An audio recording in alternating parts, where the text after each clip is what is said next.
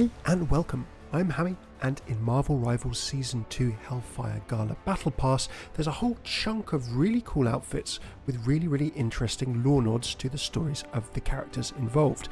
In this video, we're going to go into the story behind these cool skins. First up, we have Psylocke's skin. Now, this is a nod to her appearance in the series Uncanny X-Men that started in 1963, although she came in a lot later. Now, Psylocke is the codename of the original Psylocke being Betsy Braddock, the twin sister of Captain Britain, a mutant with psychic abilities who eventually becomes a mainstay of the X-Men. In the issues mentioned, Betsy is staying at Xavier's school recovering from an attack by Sabretooth, and she proves herself during an attack by the Marauders and becomes a probationary X-Man.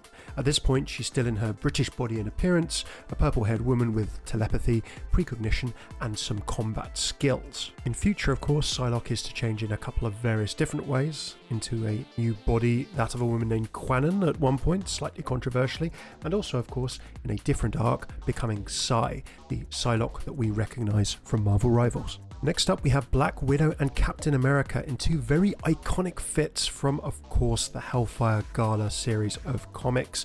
Now first, Black Widow. Her red runway veil outfit is her outfit where she attends as an Avenger to the gala, dressed to impress in a very striking red and black ensemble. She's a diplomatic guest in this comic representing the Avengers, but also keen-eyed on security detail. Given the tense climate, mutant resurrection had just been outed to the public, an anti-mutant group Orchis was poised to strike. Natasha was there not just to party, but also to keep watch for trouble. Black Widow was keeping a notably close eye on VIP human guests, for example Mary Jane Watson, and indeed she became a target of Orchis during the gala. Trust between Avengers and X-Men at this point was relatively low, Natasha's instincts were on alert, and in the end the mutant turncoat Moira McTaggart infiltrated the gala disguised as Mary Jane, nearly carrying out an assassination, until Spider-Man and Wolverine intervened. Captain America's star-spangled style is from the same year of 2022. Now, prior to this gala, Orchis, as we mentioned, had launched an assault on Captain America, one of the reasons why the Avengers were on high alert. During this confrontation, Steve activated his Avengers distress signal, prompting Rogue to intervene and rescue him from Orchis's forces. Rogue, in the gala to come, was also to save Professor X from Moira McTaggart's assassination attempt. Many people saw this iconic alternate cover, of course, for the comics, and we have Cap's outfit in this form. Not actually a Hellfire Gala outfit this one, but a very cool reference. Hulk's outfit is actually Joe Fixit. Now this is from the Incredible Hulk 1962 run, but the comic came out in '88. It's quite an era in Hulk history. Mr. Fixit is the Grey Hulk, but not just a colour swap. This version of the Hulk is smarter, more cunning, and morally ambiguous. He's not a usual rampaging green alter ego, he's a separate personality who operates at night, has a bit of a mean streak, and works as an enforcer, of course from the outfit, for the mob in Las Vegas. Working for Michael Berenghetti, a mobster running a casino in 1980s Vegas, Mr. Fixit thrives in this world, loving the danger, money, and the power. However, Clay Quartermain, a S.H.I.E.L.D. agent and an ally from past Hulk stories, is investigating rumours about the Hulk's survival and his presence in Vegas. Fixit navigates mob drama, pummels opponents, and does Hulk things, while being pretty arrogant and also having a certain streetwise charm. Bruce Banner is barely present here. This Hulk doesn't want to turn back into Banner at all, he likes being Fixit and sees Banner as a weakling. Outside of the past, there's two more pretty cool skins. One of them that we have is the Emma Frost one from X-Men Revolution. Now, in this storyline, following the events of Avengers vs. X-Men, Frost's telepathic abilities were severely impaired due to her exposure to the Phoenix Force. Despite her strained relationship with Cyclops, she chose to join his renegade faction of X-Men, aiming to protect mutant kind. During this period, Emma, alongside teammates like Magneto and Magic, adopted new black-themed costumes, symbolising their break from the traditional X-Men and reflecting their more militant stance.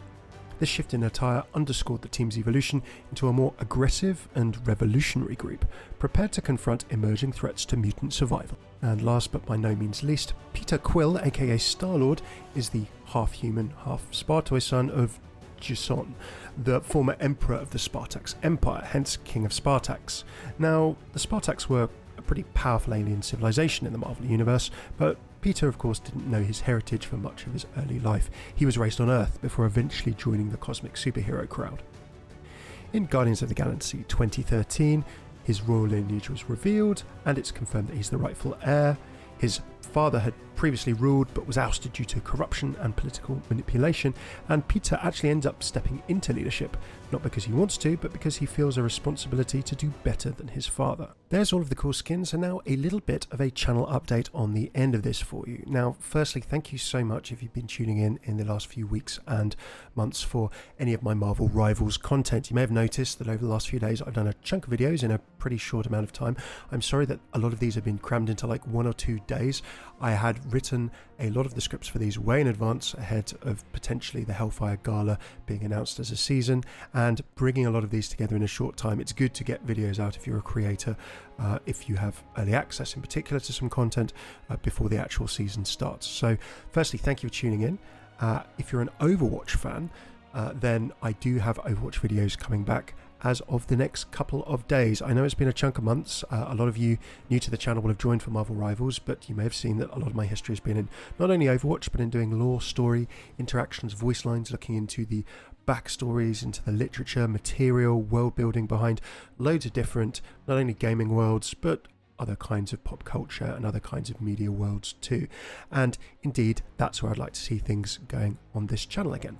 So as a quick summary, if you're into Marvel Rivals, there'll be more of that content here, but more spread out and not so concentrated as this. So thank you for joining. Hope you've been enjoying the voice lines and the diving into the lore and diving into the stories and in more depth and in more detail is really what my channel has mainly been about. If you're into Overwatch and you're an Overwatch fan and have been here for maybe months, maybe even years, and have been wondering, quite frankly, where I've been for the last, I would say, 6 months or so on the Overwatch front, that's totally fair. I don't believe I've done anything since Juno later last year. Well, as I mentioned in previous updates, life has been pretty busy in all kinds of good ways. Some cool work. I've been working on a game amongst some other things, and also had some cool stuff and trying to look after myself in terms of personal life and family as well. So everything's been very, very busy, but we're getting back to creating soon. I'm sorry there's been a flood of content. I know if you're subscribed for Overwatch in particular, then you'll be wondering where it's gone. It's going to be coming back. Marvel Rivals people, there's going to be more Marvel Rivals content. And let me know in the comments below what you would like to see more of, whether it's other games, other worlds, other magazines, comics, film or TV. It's all stuff I'd really like to make this channel into in future. But thank you for your time. If you like this video, please throw a like, subscribe, and let me know what you thought of the skins. Let me know what you think of the Marvel Rivals new season, and whether you're a fan of the channel for a short period of time or you've been here a lot longer, let me know what you'd like to see coming up. More Overwatch coming, more Marvel Rivals coming, and as for anything else, that's up to you. Cheers for tuning in. I've been Hammeh. Take it easy.